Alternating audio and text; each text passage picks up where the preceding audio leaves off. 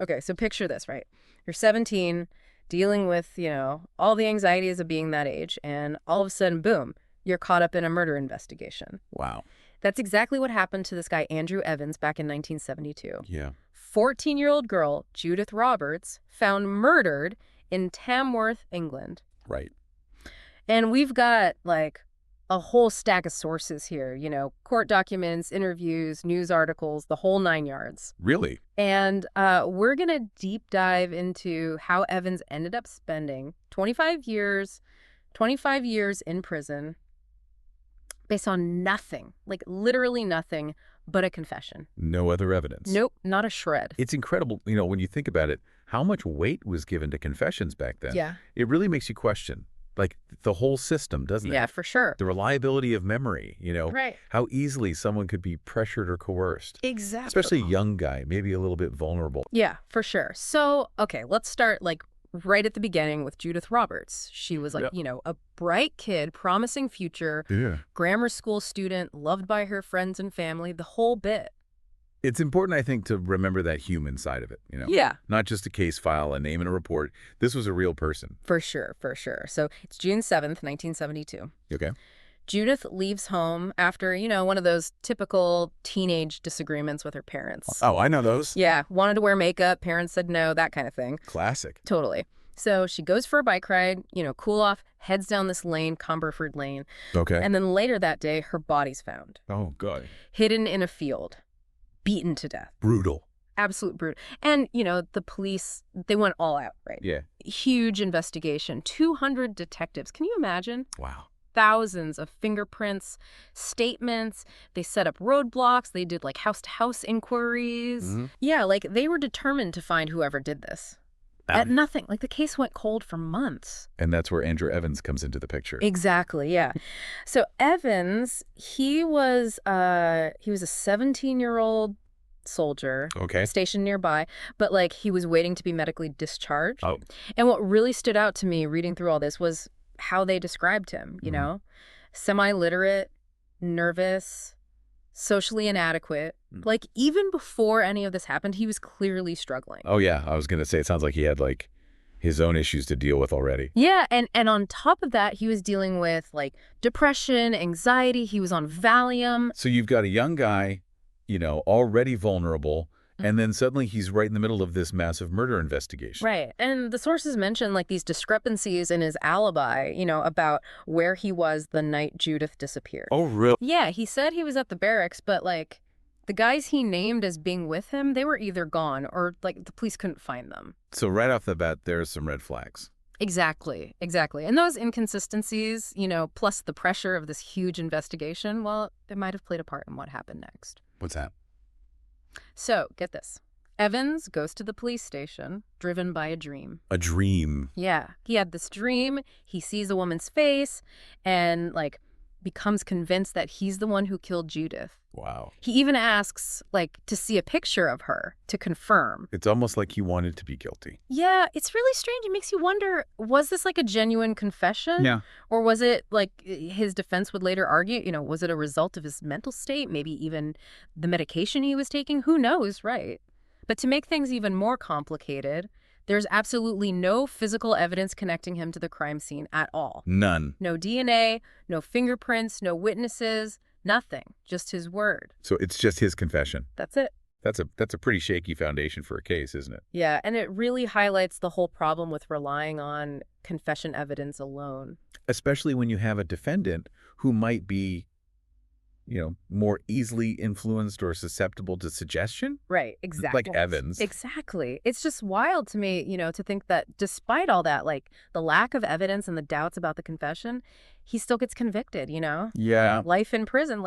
I can't even imagine spending a day locked up for something I didn't do, let alone 25 years. It's really mind-boggling. And what's even crazier is that he served 2 decades before anyone really even paid attention to his case. Seriously, 2 decades just lost in the system. It makes you think about how many other cases like his might be out there, Yep. right? Just forgotten. You're right. It's a sobering thought. It makes you wonder about the ones we don't hear about, the ones who don't get that lucky break. So what was it what finally brought Evans's case back into the spotlight? How did things start to change for him? It was actually a total chance encounter. Like, Hmm. in 1994, he was an inmate at Verne Prison, and he met this guy, this member of Greenpeace. Really? Yeah, the guy, Steve Ellsworth, was there giving a talk to the inmates. Wow. And he's so struck by Evans's story that he came back to interview him, like took really detailed notes about the whole case. That's incredible. So, like, one random meeting ends up changing this guy's entire life. You got it. That's exactly what happened. Uh. Ellsworth then took those notes and shared them with some producers at Carlton Television. And that's how Evans's story ended up on a regional crime program called Crime Stalker, I think it was. Brand Stalker? Yeah, and then later on in a documentary called The Nightmare. So that's when things finally started to change. Like, the media exposure gave his case a platform, right? Exactly. The public became aware of his story, and there was like this mounting pressure to take another look at his conviction. And around the same time, Evans also reached out to Justice, the human rights group. Right, just a... They agreed to take on his case, and with their support, he finally won the right to appeal. So this appeal, this is where things really start to shift, right? Like, what were some of the key arguments that his lawyers used to try and get his conviction overturned? Well, for one thing, the Court of Appeal, they were pretty critical of how the original police investigation was handled. Like back in '72, Evans wasn't given access to a lawyer or any medical help during his questioning. Wow. Especially considering his mental state, right? Like, that seems pretty crucial. Huge violation of his rights.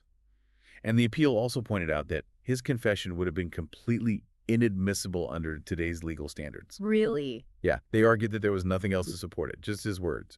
And given his, his mental state back then, it was just like super unreliable. It wouldn't hold up in court now. It's crazy, to think that a confession alone was enough to put him away for so long, especially with all the doubts surrounding it. It just shows how much things have changed in terms of like how we view confession evidence.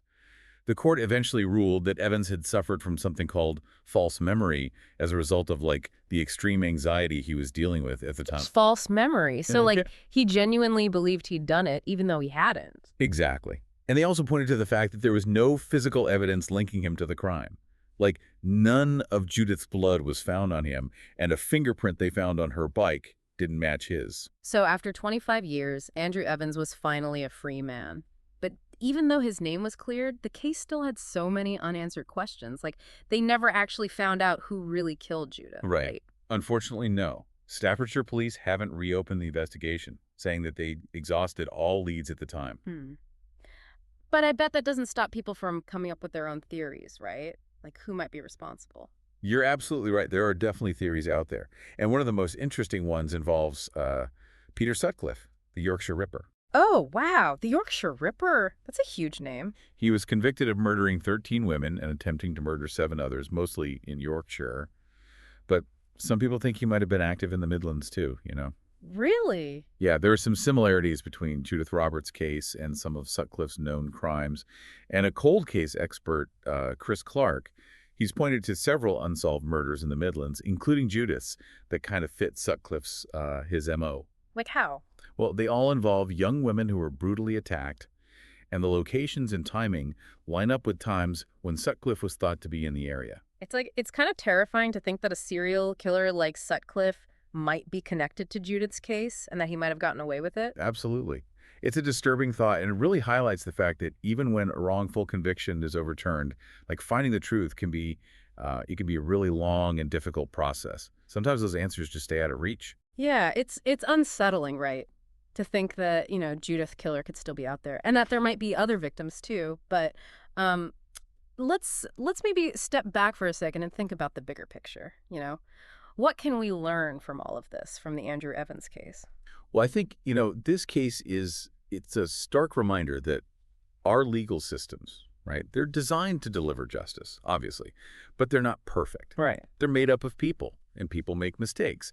And the Evans case really highlights those dangers, right, of relying too heavily on confessions, especially when, there are doubts about how reliable they really are. And in his case, the fact that he wasn't even allowed a lawyer or any medical help when they were questioning him, it just makes it even worse. Exactly, yeah. It really emphasizes that need for, due process, making sure that everybody has access to proper legal representation, no matter what their circumstances are, especially when they're facing such serious accusations. And Evans's case, it also brings up some really important questions about, how mental health is handled within the legal system. Yeah, you're right. It seems like his vulnerabilities, his anxiety, his like potential to be influenced, it wasn't really taken into account. Exactly. And that's a big concern. And his case is a real cautionary tale, I think, about the need for like greater awareness, greater sensitivity Mm. when you're dealing with people who might be more susceptible to, coercion or manipulation during questioning. Yeah, it's a good point. It's also a reminder that, wrongful convictions, they don't just disappear, right? Mhm. Even after someone is exonerated, that trauma, all those years that were stolen, it never really goes away. Right. Evans did get like a pretty big financial settlement from the Home Office, but no amount of money can really make up for what he went through. Yeah, you can't put a price on 25 years of your life. So where do we go from here? Like, what can we actually do to try and prevent this kind of thing from happening again? Well, I think, the first step is awareness. Cases like this, like Andrew Evans's case, they need to be talked about, Mhm. studied. We need to learn from them, and we need to constantly be looking at our legal processes, trying to identify any weaknesses, any biases that might lead to these wrongful convictions, and we also need to make sure that law enforcement, legal professionals, they're trained properly, Yeah. especially in how to handle cases that involve, individuals who might be more vulnerable. That makes sense. And what about the role of organizations like Justice? They clearly played a huge part in getting Evans's case reexamined. Oh, absolutely. Organizations like Justice, they're vital, you Huh. know. They provide so much support, legal support and advocacy for people who have been wrongfully convicted. And they also, they push for reforms. They work to try and prevent these miscarriages of justice from happening in the first place. This whole deep dive has been like a roller coaster.